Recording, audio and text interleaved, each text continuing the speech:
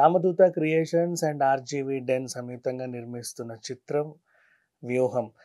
So 'వ్యూహం' part 1, 2, 3 వ్యూహం, శాసనం, శపథం ఇలా ఏమేమి ఉంటాయో, ఎందుకుంటాయో మనకు తెలీదు. ఓవరాల్‌గా ఇవన్నీ పక్కన పెట్టేస్తే ఇందులో ఏముందనేది మాట్లాడుకుందాం. అండ్ యాక్చువల్‌గా ఇంతకుముందే రిలీజ్ అవ్వాల్సింది నవంబర్ 7న. కాకపోతే కొన్ని ఏవేవేవో జరిగాయి. డిసెంబర్ వస్తది, ఇప్పుడొస్తది, అప్పుడొస్తది అనుకున్నారు. మొత్తానికైతే సినిమా వాయిదా పడింది.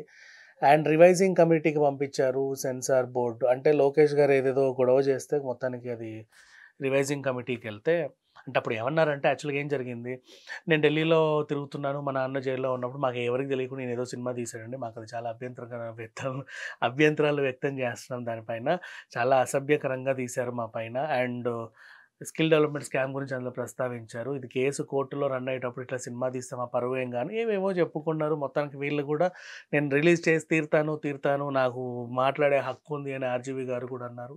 అలాగే రిలీజ్ చేశారు. నిన్న కూడా ఆయన మాట్లాడుతూ ఈ సినిమాకి యూ సర్టిఫికేట్ వచ్చింది. ఎలా తెచ్చాం, ఎందుకు తెచ్చామని మాత్రం నన్ను అడగొద్దు. కొన్ని సరదాగా ఏవో 4 చెలక్తులనేవి అయితే విసిరారు. ఇక ఈ ట్రైలర్ 2 ఎలా ఉంది అనేది మాట్లాడుకుందాం. రిలీజ్ ట్రైలర్ అనుకోవచ్చు. ఎందుకంటే డిసెంబర్ 29కి వీళ్ళకి క్లీన్ యూ సర్టిఫికేట్‌తో ఓకే చెప్పేసారు. గేట్లన్నీ తెరిచేశారు. ఇక మీదట ఈ సినిమాని మనం డిసెంబర్ 29కి అంటే న్యూ ఇయర్‌కి ముందు 2 రోజుల ముందు హ్యాపీగా చూడొచ్చు థియేటర్స్‌లో. ఇంతకాలం మిమ్మల్ని పైకి రాకుండా చేసిన వ్యక్తి పైకే పోయాడు. ఇక మీరే అని చెప్పేసి ఉన్నటువంటి ఫస్ట్ డైలాగ్‌తో ఇది ఓపెన్ అయింది. అంటే ఇంతకాలం అట్లా వైఎస్ఆర్‌ని చూపించడం జరిగింది. ఇంతకాలం మిమ్మల్ని పైకి రాకుండా చేసిన వ్యక్తి పైకే పోయారు. ఇక మీరే ఈ రాష్ట్రానికి సీఎం అన్నట్లుగా ఎవరో చెప్పుతున్నట్లుగా ఒక డైలాగ్ అనేది మనం చూసాం. అండ్ ఓదార్పు యాత్రలో అందరూ వచ్చింది నాన్న మీద ప్రేమతో అండ్ నా మీద వాళ్ళు పెట్టుకున్న ఆశలు చూసి నాకు ఇంకా బాధ్యత పెరిగింది. నేను ఇంకేదో చేయాలన్నట్టుగా తను చెప్పడం మనం జగన్ క్యారెక్టర్ నుంచి చూసాం. ఏడవకండి అని అమ్మాయి పాట పాడిన తర్వాత మళ్ళీ ఆర్‌జీవి గారి గొంతు వినపడింది. మీ రాజన్న బిడ్డగా ఓదార్చడానికి అని చెప్పేసి ఆయన ఒకటిచ్చాడు. అది కూడా బానే అనిపించింది. నెక్స్ట్ ఇది నిజమా, అబద్ధమా ప్రూవ్ చేయాలంటే మామూలుగా కొన్ని జీవిత కాలాలు కూడా సరిపోవు అని ఒక డైలాగ్ అనేది ఉంది. అది ఎవరికి ఎక్కడ ఎలా తగిలాలో బలంగానే తగిలింది. అండ్ వ్యూహం భయంకరం, వ్యూహం విషసర్పం అని ఒక లిరిక్ లైన్ అయితే వదిలారు. అది వ్యూహం సాంగ్‌కు సంబంధించిన సెకండ్ చరణం అనుకోవచ్చు. అండ్ నెక్స్ట్ మీ నాన్నగారు పోయిన తర్వాత నేను అనుభవిస్తున్న ఈ బాధ చాలు. నేను నిన్ను కూడా పోగొట్టుకోలేను అని చెప్పేసి జగన్ వాళ్ళ అమ్మ విజయమ్మ చెప్తున్నట్లుగా ఇంకొక చిన్న డైలాగ్ అనేది వదిలారు.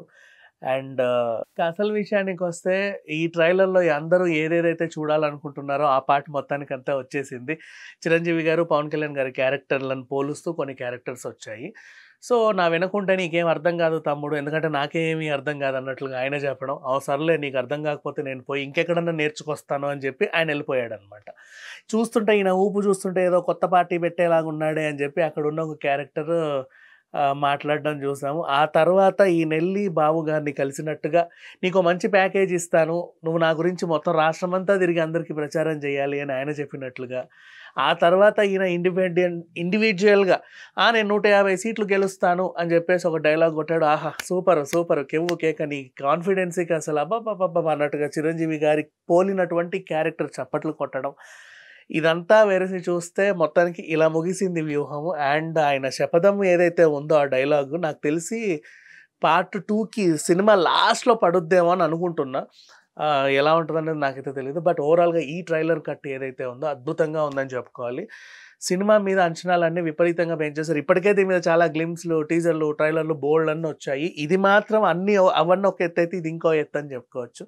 ఇదే రిలీజ్ టీజర్, ఇదే రిలీజ్ ట్రైలర్. మళ్ళీ దీంట్లో ఆ స్కిల్ ఉంది, స్కల్ ఉంది, ఇంకేదో తలకాయలు ఉన్నాయని చెప్పి మాత్రం అనవసరంగా వివాదాలు, వాదనలు చేయకూడదు. బెటర్. ఎందుకంటే ఈ సినిమా ఆయన ఒక మనిషిని అభిమానించి తీశాడు అంతే.